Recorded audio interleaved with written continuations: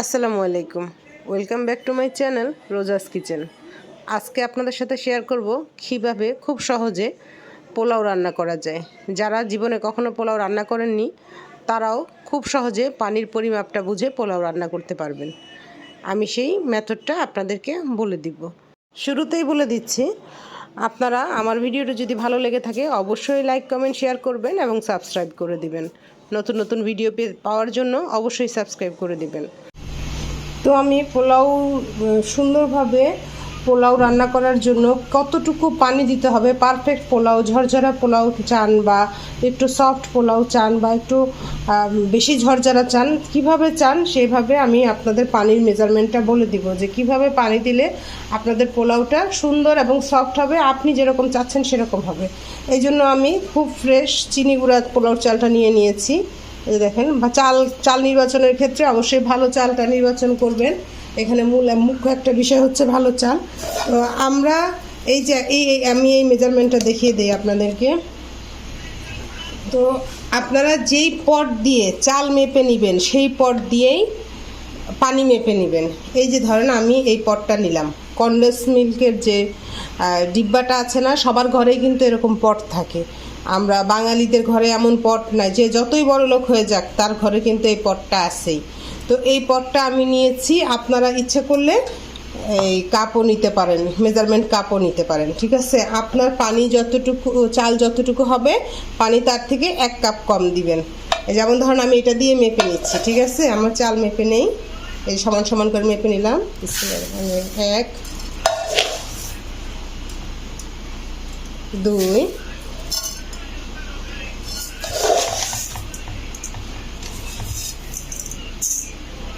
3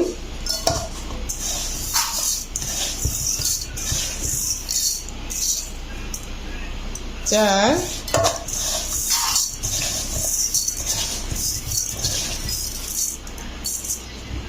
5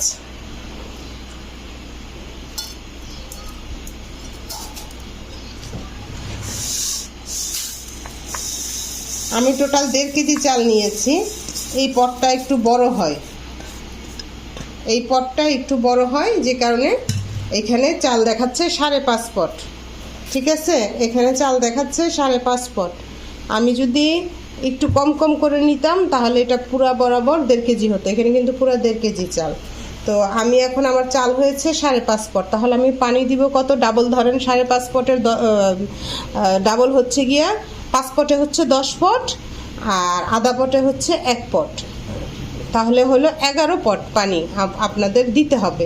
মানে ঠিক যে কাপটা দিয়ে চাল দিয়েছেন সে কাপটা দিয়েই পানি দিবেন, ঠিক আছে। তাহলে আপনি যদি ঝরঝরা পোলাও চান সেক্ষেত্রে আপনি 11 কাপ পানির মধ্যে 10 কাপ পানি দিবেন, 1 কাপ পানি দিবেন না, তাহলে একেবারে ঝরঝরা পোলাও পাবেন। 1 কাপ পানি দিবেন না, মানে টোটাল আপনার 11 কাপ থেকে আপনি 1 কাপ মাইনাস করে দিবেন। আর যদি একটু সফট চান সেক্ষেত্রে আপনি 10.5 কাপ দিবেন, মানে টোটাল 11 কাপ থেকে আধা কাপ কম দিবেন, এতে করে আপনি একটু সফট পোলাও পাবেন। আর যদি আপনি 11 কাপে চাল পুরো 11 কাপই দিয়ে দেন 5.5 পট পানি দেয়, তাহলে আপনি লেটকা পোলাও পাবেন, বুঝছেন। সুতরাং পানিটা অবশ্যই আপনাদেরকে কম দিতে হবে। তাহলে মেজারমেন্টটা আপনারা সহজে বুঝতে পারছেন, মেজারমেন্টটা বুঝে গেছেন। এখন আমি পোলাও চালটা অন্তত পক্ষে, যদি একবারে না পারেন আধা ঘন্টা ভিজিয়ে রাখবেন, 10 মিনিট ভিজিয়ে রাখবেন, যদি পারেন 1 ঘন্টা ভিজিয়ে রাখবেন। এই যে আমি পানি দিয়ে দিলাম। চাল ভিজিয়ে রাখলে পোলাওটা সফট হয়, সুন্দর হয়, চালটা মানে হয়, পানিটাকে ভালো করে অবজার্ভ করে সফট হয়ে যায়। যখন আমি পোলাওটা রান্না করবো তখন খুব সুস্বাদু একটা পোলাও তৈরি হবে, সফট। এই যে আমি এখন চালটা সুন্দর করে ভিজিয়ে দিলাম, আমি একটু পরে চালটা ধুয়ে নিব। এইভাবে থাকবে, আমি 1 ঘন্টার জন্য, আমার হাতে সময় আছে এই জন্য আমি 1 ঘন্টার জন্য ভিজিয়ে দিলাম। আপনাদের যদি সময়ের স্বল্পতা থাকে সেক্ষেত্রে অন্তত 10 মিনিট, যতক্ষণ পেঁয়াজ ভাজা হয় বা একটু আদা রসুন কষানো হয় ততক্ষণেও কিন্তু চালটা ভিজে যায়। তাহলে আপনারা এই কাজটা খেয়াল করবেন, চালটা যাতে ভিজিয়ে নিতে পারেন সেক্ষেত্রে একটু খেয়াল রাখবেন। আমি চালটা ভালো করে ভিজিয়ে ধুয়ে নিব 1 ঘন্টার জন্য। আমি পোলাওর জন্য তেল দিয়ে দিলাম। তেল দিয়ে দিবেন 250 গ্রামের মতো, একটু কম তেল চাইলে 250 গ্রামের মতো তেল দিয়ে দিবেন। দারচিনি দিয়ে দিলাম 4-5টা, লং দিয়ে দিলাম 4-5টা। তেজপাতা আর এলাচ দিয়ে দিলাম। মশলাগুলো দিয়ে দিলাম।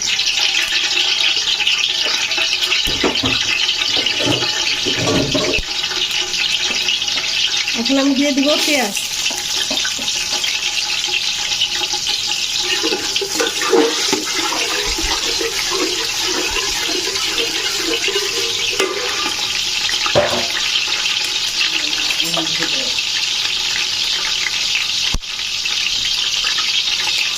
আদা রসুন দিয়ে দিব। 1 টেবিল চামচ দিলাম আদা,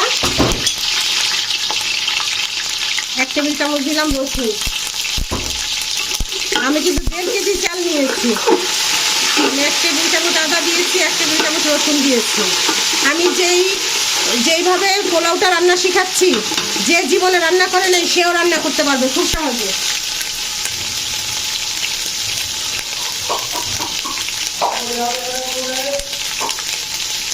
এই যে আমি যে পটটা নিয়েছিলাম, এই পট মেপেই পানি দিব। এই যে আমি 1 পট দিলাম,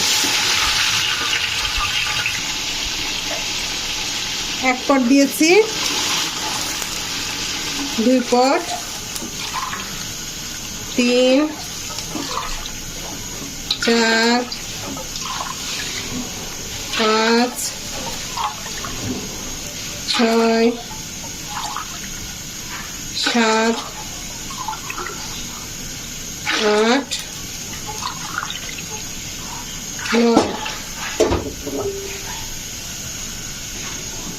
এই যে 10। আমি 10 পট দিলাম। হ্যাঁ, আরো আধা পট দিব। আমার চাল ছিল 5.5 পট। আমি এই যে 10.5 কাপ পানি দিলাম। এখন আমি লবণ দিয়ে দিব। সবচেয়ে সহজ পদ্ধতিতে পোলাও, এই পদ্ধতিতে পোলাও রান্না করলে চমৎকার হবে আপনার পোলাও। লবণ দিয়ে দিলাম। আমি পরে আবার লবণ দেখে লবণ দিব। এখন দিয়ে দিব কাঁচামরিচ,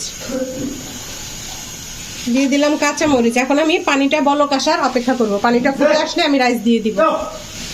দেখি তো আমার পানিটা বলক আসছে কিনা। হ্যাঁ, পানিটা ফুটে আসছে।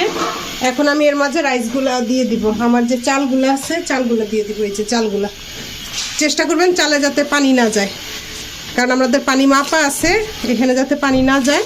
পানিটা ছেঁকে, একেবারে ছেঁকে, ছাঁকনি দিয়ে ছেঁকে দিতে চেষ্টা করবেন।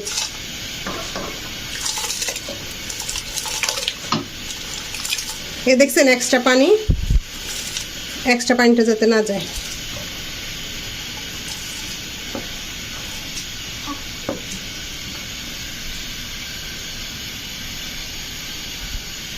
পানিটা ছেঁকে আমি সুন্দর করে রাইসটা দিয়ে দিলাম।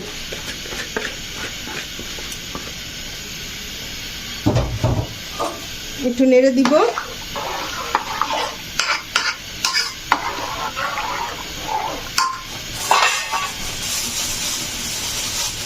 কয়েকটা কিশমিশ দিয়ে দিব। এখন একটু লবণটা দেখব। পানিতে লবণের পরিমাণ বোঝা যাবে যে কি পরিমাণ লবণ হবে। লবণ লাগবে আরো। আমি আরো 1 চা চামচ লবণ দিলাম এবং ঢেকে দিলাম। বলক আসুক।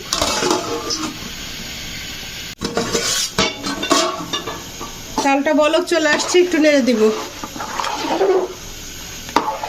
এখনই তাওয়ায় দিবেন না, একটু বলক আসুক। বলক এসে চালটা ফুলে উঠলে তারপর আমরা তাওয়ায় দিয়ে দিব।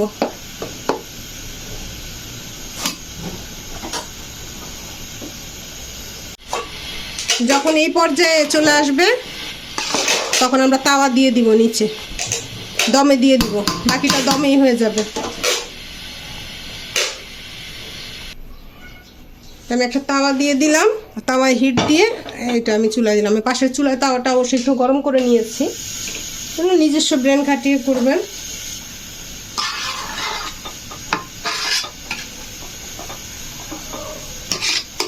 দেখো তো,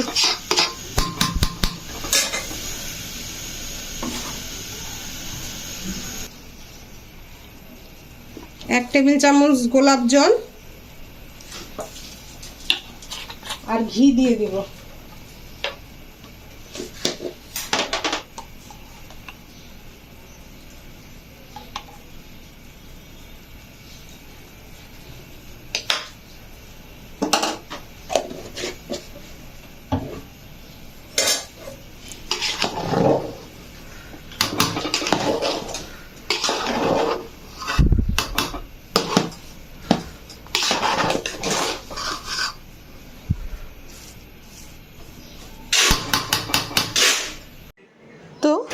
হয়ে গেল আমার ঝরঝরে পোলাও।